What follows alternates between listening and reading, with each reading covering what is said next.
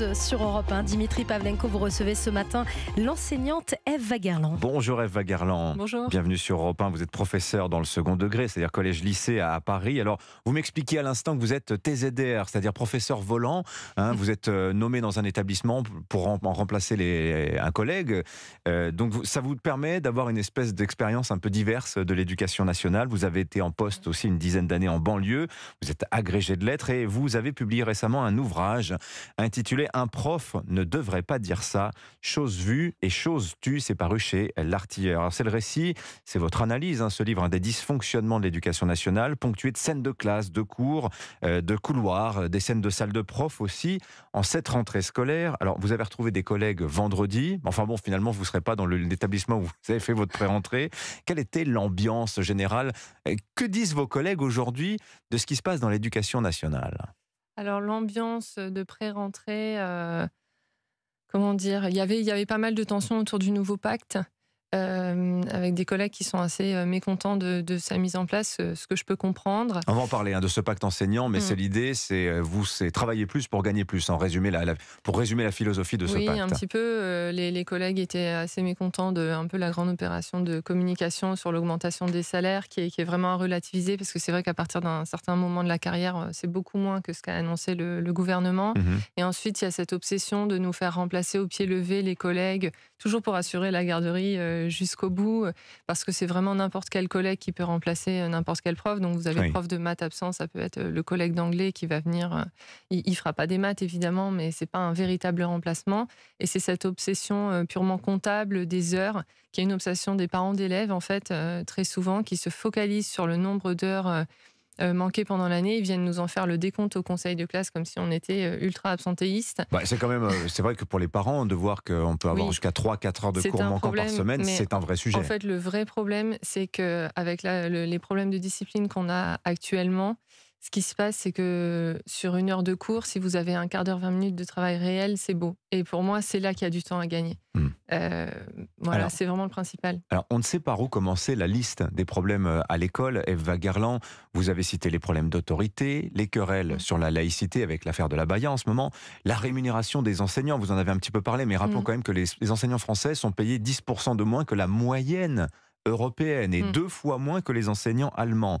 On pourrait parler aussi de la crise des vocations, la baisse du niveau scolaire, etc. C'est la polycrise scolaire qu'on est en train de vivre, Ève Wagerland. Oui, un petit peu avec, parmi nos dirigeants, des gens qui justement sont des gestionnaires de crise. Donc, ils ne traitent pas vraiment les problèmes de fond, ils gèrent les crises. Donc là, c'est assez caractéristique de cette rentrée. On a eu les annonces sur le harcèlement scolaire.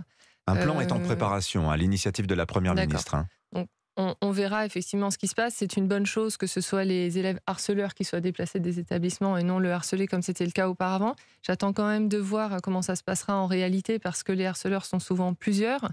Et vu la difficulté à exclure ou à déplacer les élèves dans les établissements, qu'on en déplace 4 d'un coup parce qu'ils sont harceleurs, je suis un peu dubitatif sur le fait qu'on va voir ça en réalité. Mais vous n'êtes pas la seule, beaucoup de parents d'élèves eux-mêmes se disent sur le papier c'est beau, mais comment va-t-on mettre ça en pratique? Et les harceleurs, dans quel établissement iront-ils? Vont-ils reproduire le schéma là-bas, etc., etc.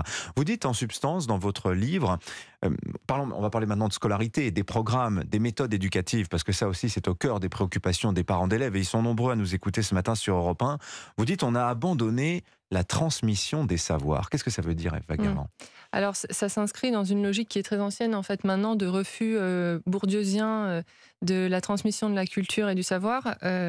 Donc, je fais référence à Bourdieu parce qu'il a fait partie de ceux qui ont dit que la culture, c'était l'apanage de l'élite et qu'on essayait de l'imposer à toute la société, alors que cette culture bourgeoise n'aurait pas de valeur particulière en soi. Donc, c'est au nom de ça qu'en cours de musique, on chante des chansons de Pink au lieu d'écouter du Beethoven, parce qu'il ne faut pas infliger la culture bourgeoise de l'élite à tout le monde. Donc, un véritable refus de la transmission avec tout un panel de méthodes. On résume ça aujourd'hui sous le terme de pédagogisme. Des méthodes où ce n'est pas l'enseignant qui transmet verticalement le savoir dans un cours frontal qu'on appelle le cours magistral, vous savez, où le Oui. prof est en face de l'élève, mais c'est l'élève qui doit découvrir le savoir par lui-même. Donc, typiquement, un exemple pour que les auditeurs se rendent compte, dans les cours de langue, les professeurs ont interdiction de donner des listes de vocabulaire à apprendre. Parce que Ils ont interdiction. oui, il faut que ils apprennent par pure imprégnation, comme quand vous êtes à l'étranger, vous savez, à raison de 2 ou 3 heures par semaine. Donc pas de liste de vocabulaire, c'est rébarbatif. Et tout est comme ça.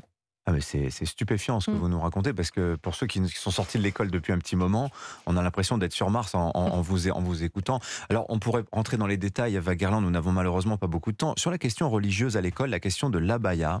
Alors bon, il y a le sujet même de l'abaya, il y a des heures de débat sans fin actuellement sur le sujet, mais vous témoignez dans votre livre, j'ai trouvé ça très intéressant, de l'histoire anti-chrétienne et anti-catholique de l'école. Il y a un vrai malaise des enseignants à parler de l'héritage chrétien finalement de la société française. Très concrètement, Oui. ça se manifeste comment? Et c'est une partie du refus de la transmission de notre culture qui fait aussi qu'on a du mal à se positionner, je pense, face à cette islamisation de l'école, parce qu'on n'a pas de proposition en face, parce qu'on renie notre propre culture. Mhm. Je pense qu'il faudrait remettre des cours d'histoire des arts, donc à la place de ces cours d'art plastique et de Oui. musique où on fait quand même... Vous dites que les enseignants ont du mal à parler de la Bible parce qu'ils Oui, ont l'impression c'est ça. ils ont En cours de l'impression lettres, on de faire de a- l'évangélisation alors que Oui. ça n'a rien à voir. On a un chapitre qui porte sur les textes fondateurs. Je sais qu'on peut étudier des textes de la Bible dans ce cadre et très peu de collègues le font parce qu'ils sont mal à l'aise avec ça, parce qu'il y a vraiment une culture anticléricale dans l'éducation nationale. Et pourtant, ça exclut nos élèves de toute notre culture. Quand vous allez au Louvre, la moitié des tableaux représentent soit des sujets mythologiques, soit des sujets bibliques. Et nos élèves ne connaissent rien à ça. Il faut qu'ils connaissent les histoires comme l'Arche de Noé, des choses comme ça. Ça fait partie de notre culture. Merci Eva Guerland d'être venue ce matin Merci. sur Europe 1. Et n'hésitez pas, chers parents, à faire des listes de vocabulaire en langues étrangères à vos enfants, visiblement, puisqu'ils Ça n'ont plus le droit manque. d'en avoir lorsqu'ils sont au collège ou au lycée. Je rappelle le titre de votre livre, Un prof ne devrait pas dire ça, chose vue et chose tue. C'est paru aux éditions de l'Artilleur. Bonne journée à vous, Eva Guerland, et bonne rentrée. Merci beaucoup.